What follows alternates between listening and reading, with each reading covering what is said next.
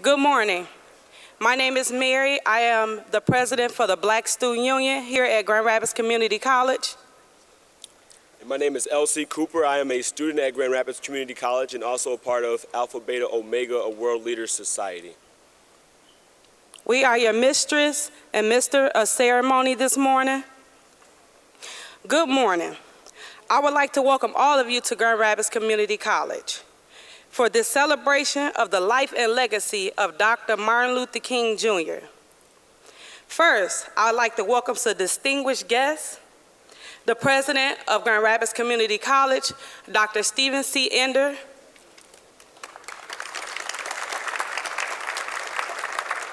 and the Board of Trustees, Burke Blakey, Rick Van Berg, Ellen James, Cynthia Bristol, and Misty Miller Anderson.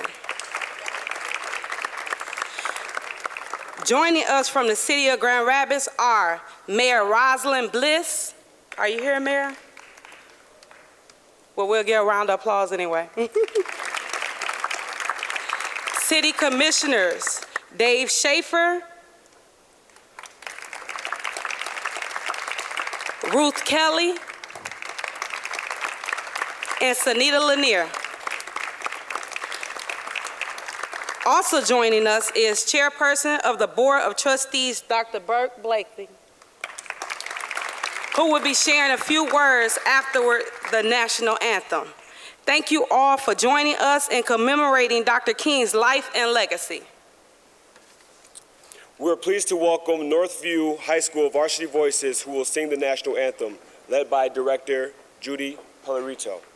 Ladies and gentlemen, please remove your caps and rise for the playing of our national anthem.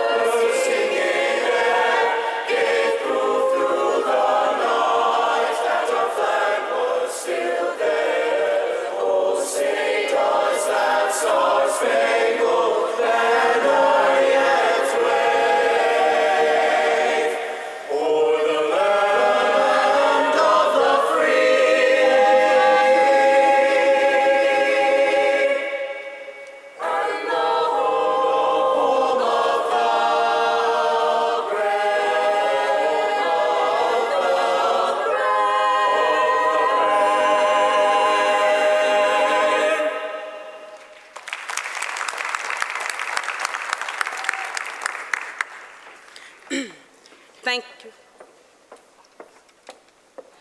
Please welcome Dr. Blakey.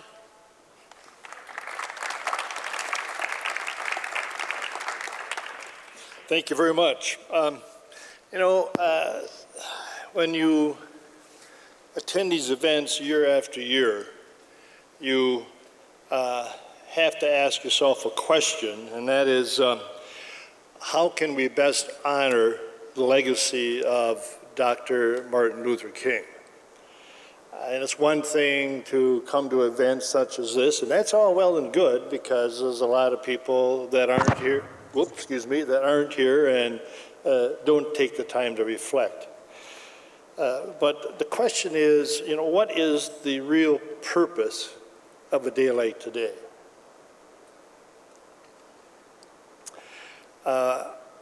I would suggest that the best way that we can honor the legacy of Dr. Martin Luther King is to do something.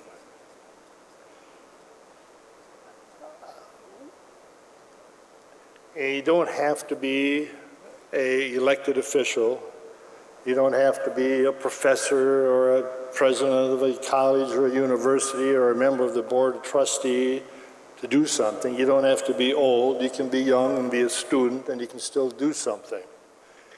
And what you can do differs, but you have an obligation to do something if indeed you believe in that legacy.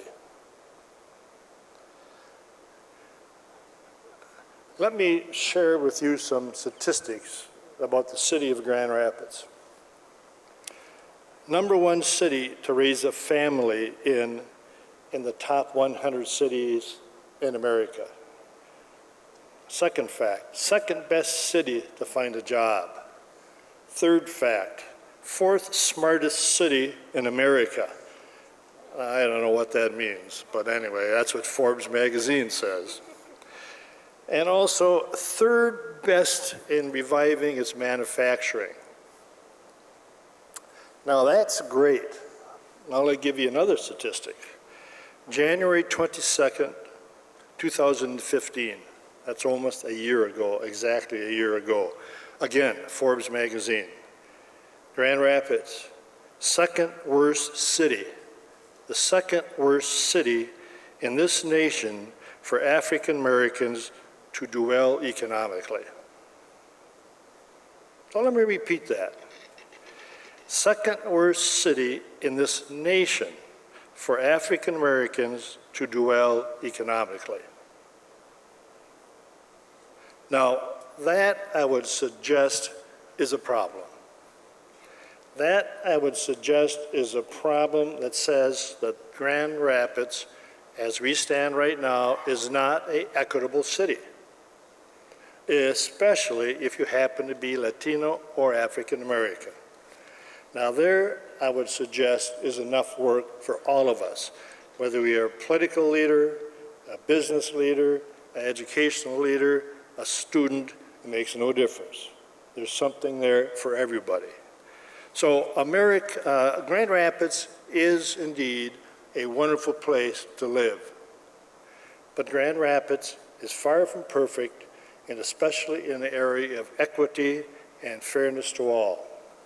So I would suggest, if indeed we are serious about honoring the legacy of Dr. Martin Luther King, that we do something. That we don't just take a half a day or a full day and reflect. I would suggest that we reflect and do something that can make a difference for everybody in this community. Because when everybody is treated fairly, everybody wins. Why don't we just take a minute to reflect upon the legacy of Dr. Martin Luther King and what you can do as individuals to make a difference in your classroom, your community.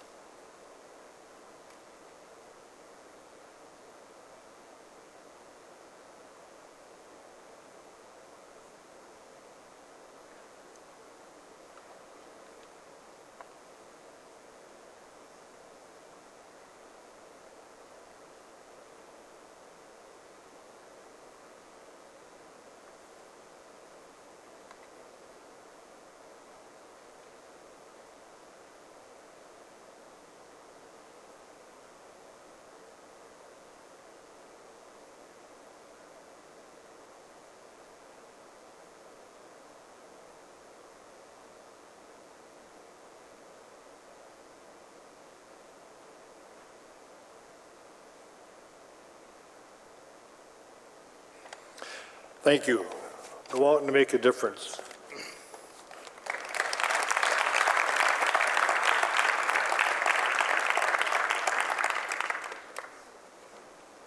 Thank you, Dr. Blakey.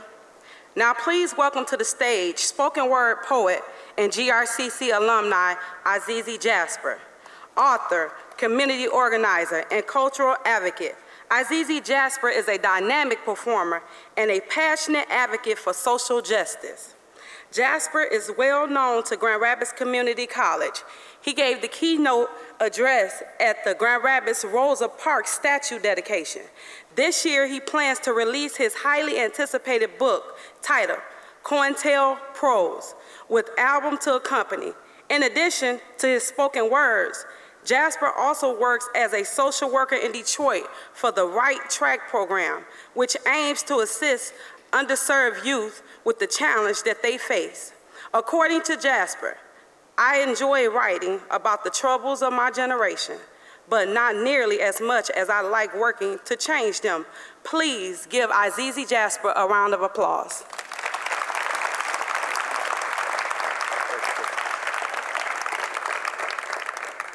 Good morning. So I must admit, I rarely give much insight into my writing process as an artist. But I had a really difficult time writing with the eternal optimism that Dr. King possessed and is known for, in light of some of the things that have been happening in our country and across our world as of late. It's difficult as a poet because we are always expected to have something for every circumstance and every situation. You're always asked your opinion and what you think about it, and people always want you to put it in a pretty fashion, right? In a rhythmic fashion that is easy to ingest and is palatable and feels good to the ear. But there are certain things that have been going on across our country that just makes it really difficult to put into pretty words. So what I'm going to be reciting for you is a montage of feelings, some current, some that are a little bit more timeless, but all of them that I believe are poignant. With spoken word, it's important to get audience feedback. So if I say something that resonates with you, let me know. If I say something that doesn't resonate with you, let me know. I will give you my energy, you give me yours. Cool? Okay. Okay.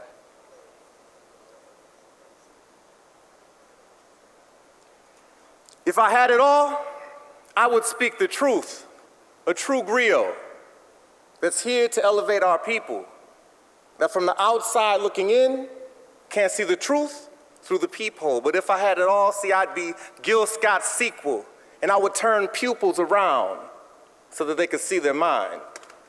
Revolution eyes. See, if I had it all, I would revolutionize the way these rappers rhyme, the way these poets wrote their prose. If I had it all, see, everybody would have a style of their own. If I had it all of my people would be eating. None of my village would be a slum, and Dr. King would still be breathing. See, if I had it all of my would be brothers, and all my would be sisters, and we would love one another. See, if I had it all, our people would be progressing. We wouldn't have been in the depression, in the recession. If I had it all, everybody would have something. See, I could never have it all because nobody would have nothing if I had it all. As we proceed further into this here millennium, we delve. The limit of the sky is still the limit of self. Painting this here artwork across this canvas along this planet in which we dwell. You see, we are as much sons of the gun as we are sons of ourselves. In fact, they go hand in hand. Black birds and doves, they die in the sky in these times we're in.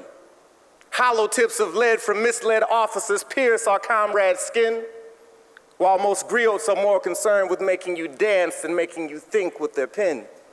You see, there are times that change women and men. But there are women and men that change the times too. And if you don't distinguish yourself, the world will make that distinction for you. Thus we speak with the fluidity of water. None but the Lord himself can stop the flow. I suppose that means that it's destined to be God damn. Whatever direction the wind may blow, we keep ascending. You can fly as high as you allow yourself to go. I write these rhymes for those that don't read the Times. But instead, in between the lines, like incarcerated hands, I'm talking about brothers and sisters with the mental potential to stencil with pencil what mere mortal minds only dream of.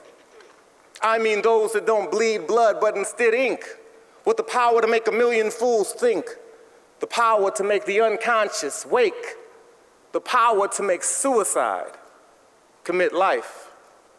For them, this rhyme I write. For kings so ahead of their time, their words are often deemed prophetic, and queens so powerful that they can turn a potential king kinetic with their rhetoric. Those whose lyrical miracles made old Negroes spiritual, made young Negroes militant, made unfocused Negroes diligent with the pen.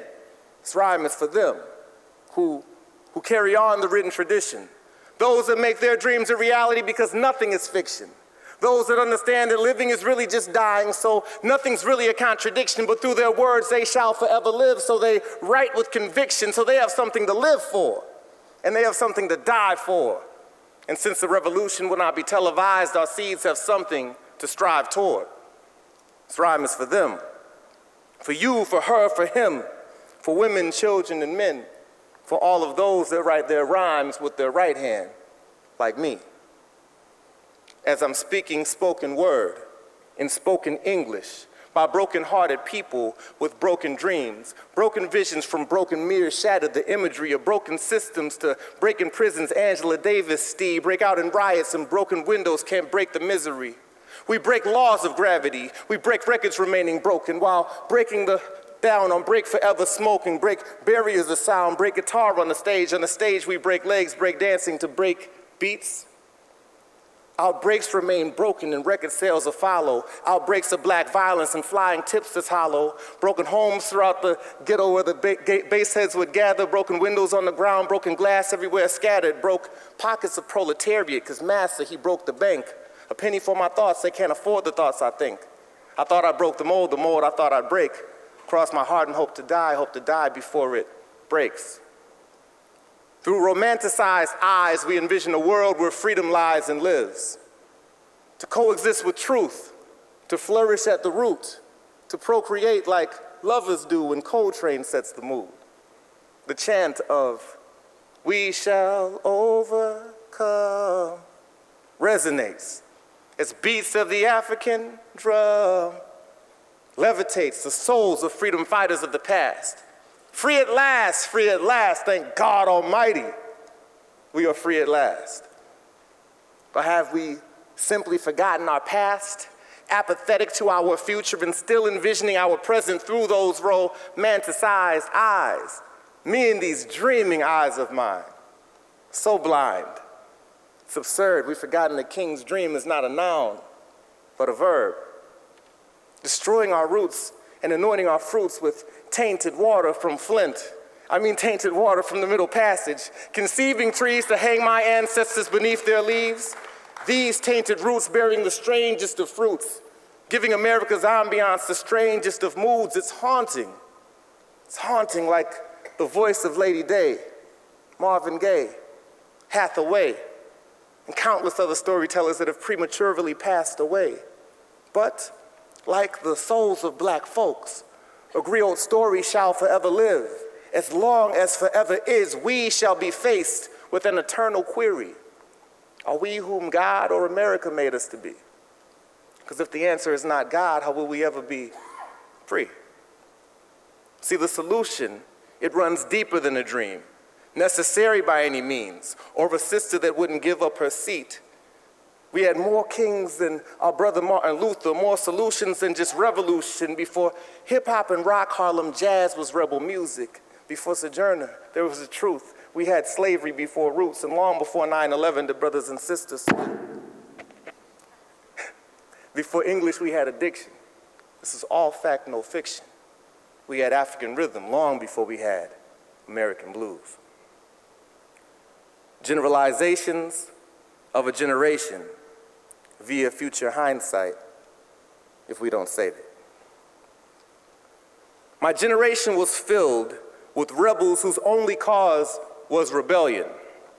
So many causes went neglected and fell into oblivion, and opinionated people with miseducated opinions, a domesticated people convinced they had no dominion. My My generation was filled with men and women who sought the truth with their eyes closed, fishing for religion in waters too shallow for God to flow, yet it was deep enough for my generation to drown in. My generation was filled with politicians that manipulated politics, capitalists that participated in politics, so my generation was filled with politicians that were capitalist. My generation's politics were capitalism. My generation occupied Wall Street. But my generation also occupied Walmart.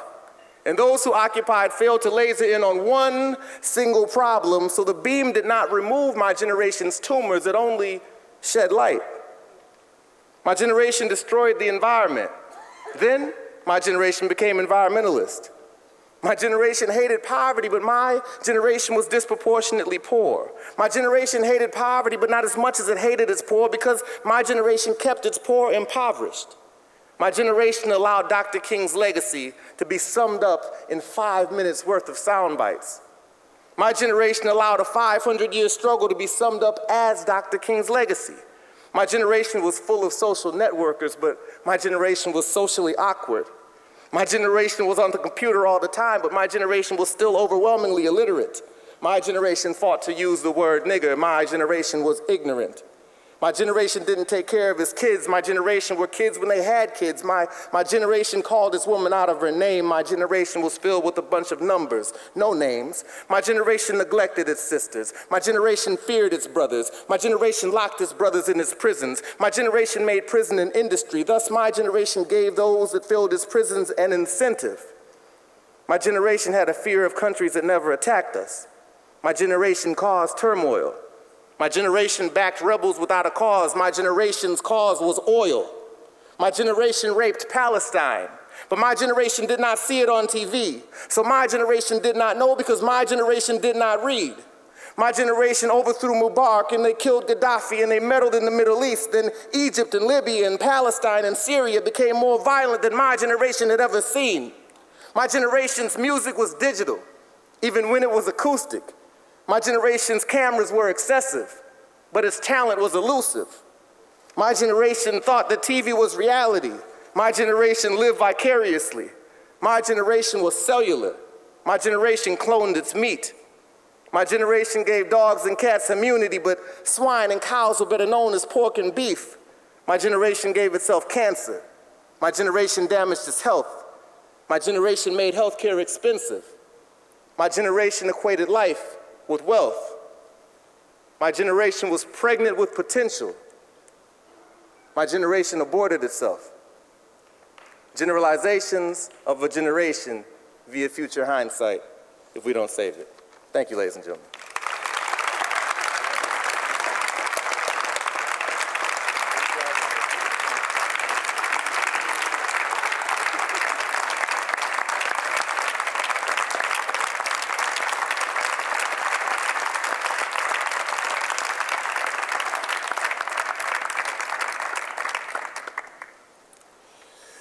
Big thank you to Azizi Jasper for that moving performance.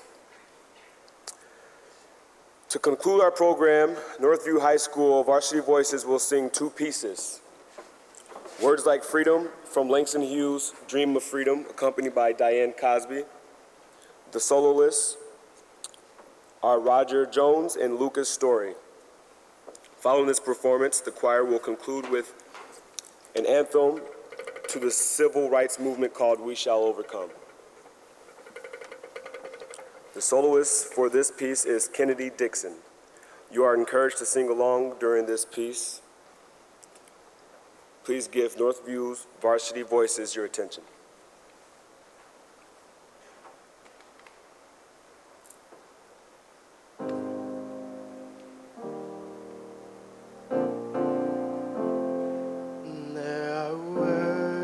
Like freedom, sweet and wonderful to say.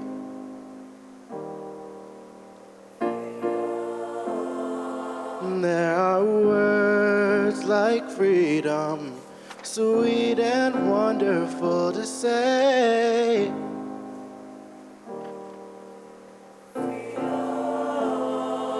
There are words like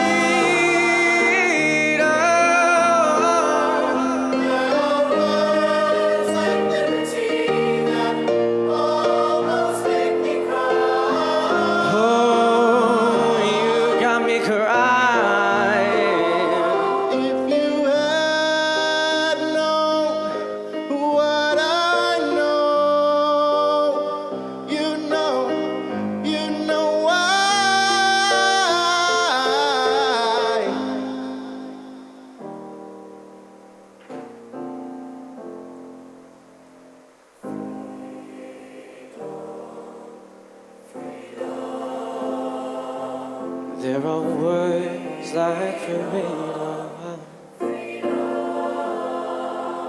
There are words like freedom, sweet and wonderful to say.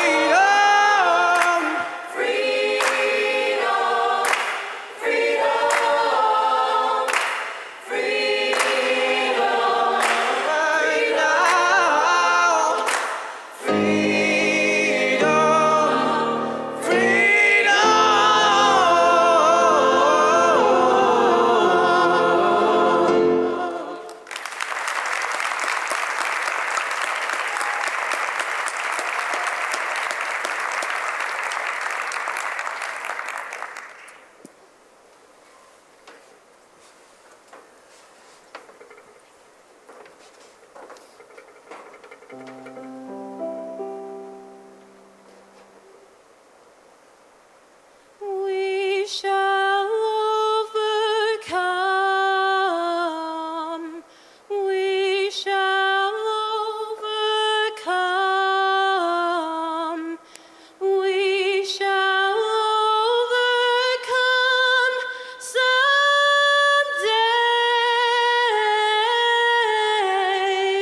Yes, deep in my heart, I too believe that we shall overcome someday.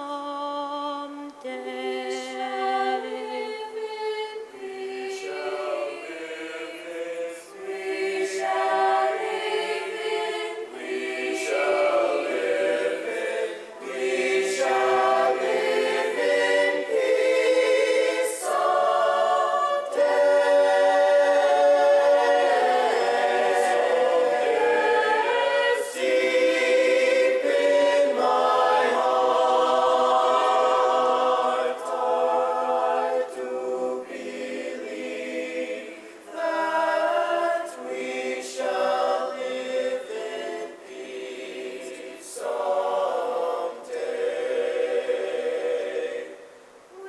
shall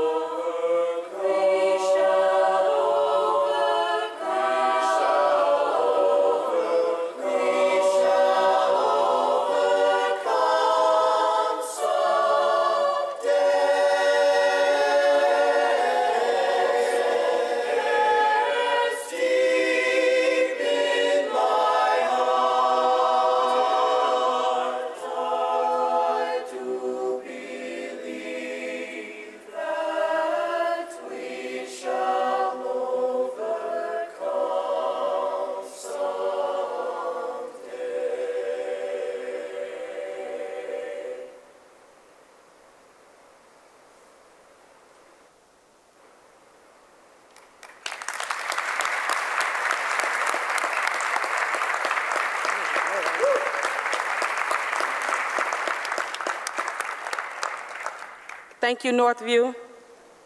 Give that choir one more round of applause, please.